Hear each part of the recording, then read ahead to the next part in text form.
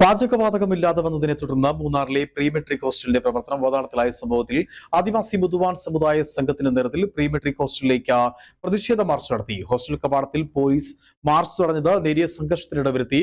തുടർന്ന് നടന്ന പ്രതിഷേധ സമരം ആദിവാസി മുതുവാൻ സമുദായ സംഘം സംസ്ഥാന പ്രസിഡന്റ് പാൽരാജ ഉദ്ഘാടനം ചെയ്തു. മാസങ്ങളായി പാചകവാതകത്തിന്റെ പണം നൽകാത്തതിനാൽ പാചകവാതക വിതരണം നിലച്ച സാഹചര്യത്തിലായിരുന്നു ആദിവാസി ഉന്നതികളിലെ പെൺകുട്ടികൾ താമസിച്ച് പഠനം നടത്തുന്ന മൂന്നാറിലെ പ്രീ മെട്രിക് ഹോസ്റ്റലിന്റെ പ്രവർത്തനം അവതാളത്തിലായത്. പാചകവാതകമില്ലാതെ വന്നതോടെ കുട്ടികൾക്കുള്ള ഭക്ഷണ വിതരണം താളം തെറ്റി. തുടർന്ന് രക്ഷിതാക്കൾ എത്തി കുട്ടികളെ വീടുകളിലേക്ക് കൊണ്ടുപോയിരുന്നു. ഈ സംഭവത്തിലാണ് ആദിവാസി മുതുവാൻ സമുദായ സംഘം പ്രതിഷേധവുമായി രംഗത്തെത്തിയിട്ടുള്ളത്. സംഭവത്തിൽ പ്രതിഷേധിച്ച് ആദിവാസി മുതുവാൻ സമുദായ സംഘത്തിന്റെ നേതൃത്വത്തിൽ പ്രീ മെട്രിക് ഹോസ്റ്റലിലേക്ക് പ്രതിഷേധ മാർച്ച് നടത്തി. ഹോസ്റ്റൽ കവാടത്തിൽ പോലീസ് മാർച്ച് തടഞ്ഞത് നേരിയ സംഘർഷത്തിന് ഇടവരുത്തി.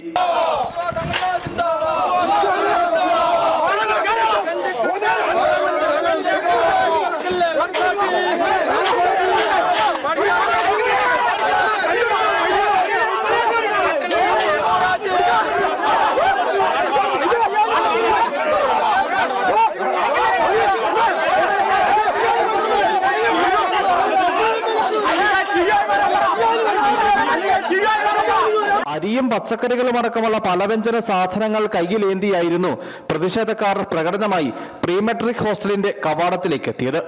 തുടർന്ന് നടന്ന പ്രതിഷേധ സമരം ആദിവാസി മുതുവാൻ സമുദായ സംഘം സംസ്ഥാന പ്രസിഡന്റ് പാൽരാജ് ഉദ്ഘാടനം ചെയ്തു. ഒരാഴ്ചയായിട്ട് പട്ടിണിക്ക് കിടന്നിട്ട് ഇവരെ അറിയിച്ചിട്ട് പോലുമില്ല.